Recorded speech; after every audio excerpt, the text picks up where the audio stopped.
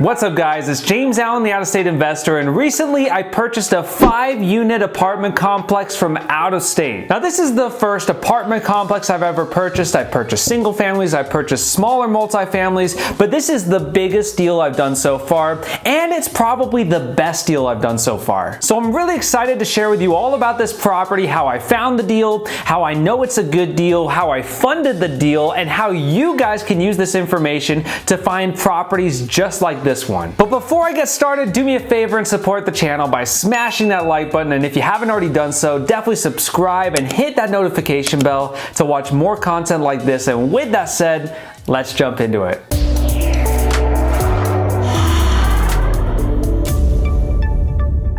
So I've been working towards this point for the past 5.5 years, and like I mentioned, I bought single families, I bought smaller multifamilies, I've turned primary residences into rental properties, I've done the BRRRR strategy, I've flipped houses, and I've been able to utilize all these different strategies to build a decent sized portfolio, even with just an average size income when I started out. Now I recently sold one of my rental properties that had a lot of trapped equity in it as the appreciation had grown significantly, and so my thought process was I could use that equity to go and buy a bigger multifamily property that could cash flow much better. Now this rental property that I sold was in the Phoenix market, and fortunately I was able to sell it right at the top of the market in the month of June before things started cooling down. Now I've actually been on the hunt for an apartment complex for about the past year now. I had a close call with a 24-unit apartment complex which I was going to partner up on, but unfortunately that didn't work out. You can actually check out a video I did on that, link above and below in the description. But anyways, it's been very hard to find a good deal on an apartment complex, mainly because cap rates have been compressing significantly, which basically just means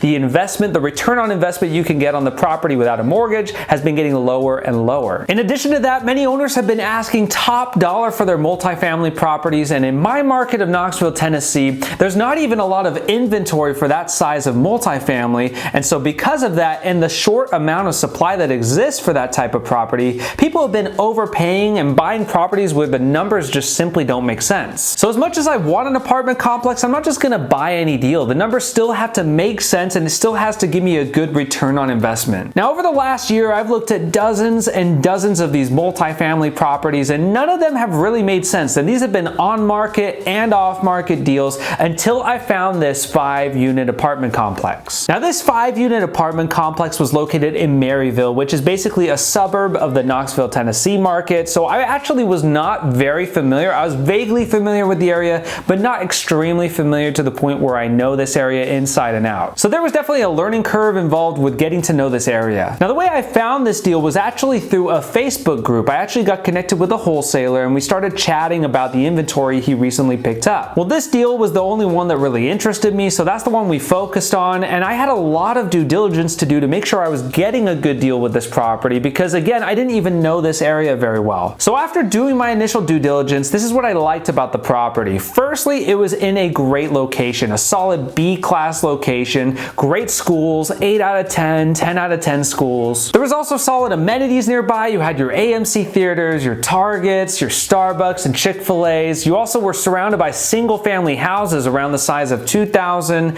to 3,500 square feet, including some new construction as well. So a solid B-class location. Now as far as the property itself, out of the 5 units, all 5 units were 2 bedrooms, 1 bath, about 875 square feet, so good size units. The water was already sub-metered, which basically means each individual unit has its own individual water meter, which means that I don't have to pay for the water, that they'll be covering that themselves, and that saves me money. It had some of the plumbing replaced, the roof was newer, the windows were newer, and overall the units and the property itself looked in really good, well-maintained shape. A quick interruption for today's video sponsor. Today's video sponsor is JSA Real Estate Consulting. This is my consulting business where I schedule consultation calls for those interested in starting in real estate investing or taking their real estate investing to the next level. If that's you and you're interested in exploring that, email me at theoutastateinvestor@gmail.com and we can schedule something that works best for you. Now 2 of the units had already been renovated, new flooring, paint, cabinets, all that kind of stuff,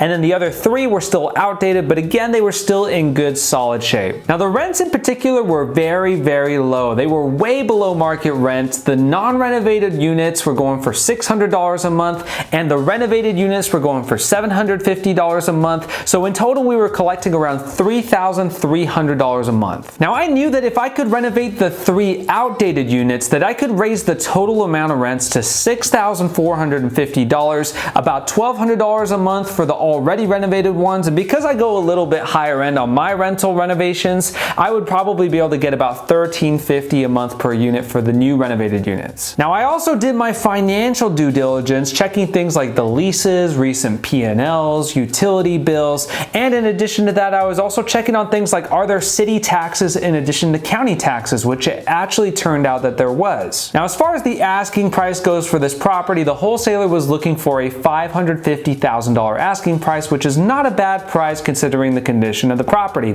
But I was able to go back and forth and negotiate with him to get down to a $470,000 purchase price. Now I was absolutely thrilled with this price. I thought it was a great bargain because not only are we in a great area, but the cash flow potential was really good considering how good the area was. Now once I got under contract, that's when I got into my physical due diligence, did all my inspections, making sure everything is sound with the property, and it just reconfirmed what I already knew, that it was a really well-maintained property. Now I hardly see this happen very often with these apartment complexes, but this owner took care of this property like it was his own personal residence. I mean, he spent about $15,000 just on the crawl space to make sure things were properly venting and there was no moisture intrusion taking place. It was pretty insane. So overall, the inspection came back and the inspector mentioned how great of condition the property was in. So that just sealed it for me that I need to move forward with purchasing this property. Now I didn't even mention this part, but the best part about this deal is how much below market value I was able to purchase it at. You see,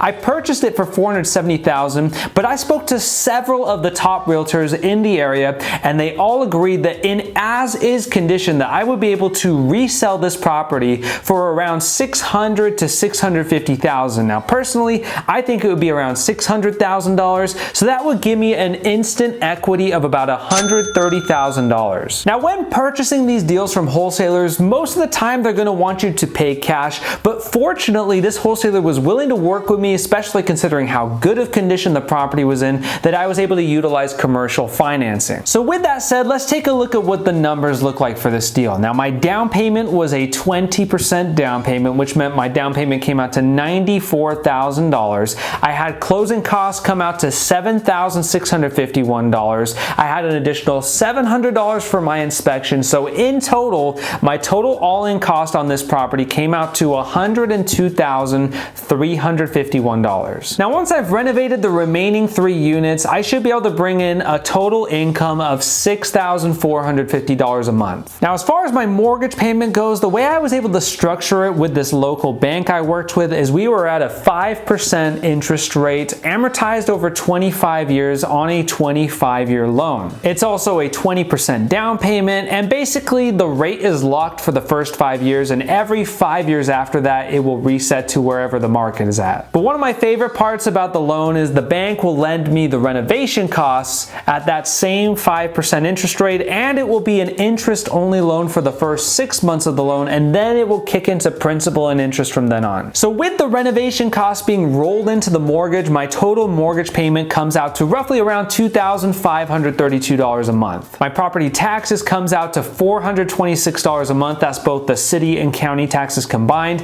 The insurance comes out to $286 a month, and my property management comes out at 10%, which would be about $645 a month. Now I also have to pay the general electricity bill. This is the electricity for anything that's outside of the units, and that comes out to about $35 a month. I also had to pay lawn maintenance, which comes out to about $90 a month. So in a good month, fully occupied with no maintenance that month, I could come out to as much as $2,436 a month in cash flow. But of course, there's going to be future maintenance down the road and vacancies down the road, so I budget about $250 a month for maintenance. I budget 5% for my vacancy, that's $323 a month. For my CapEx, I budget about $210 a month, so that's for future roof replacements or future HVAC replacements, those big expenses that come up once every blue moon. And then that basically covers all my expenses because I don't have to pay trash, that's covered in my taxes. taxes, and I don't have to pay the water bill or utility bills because I'm already sub-metering the water to the tenant. So in total, after all expenses and accounting for future expenses as well,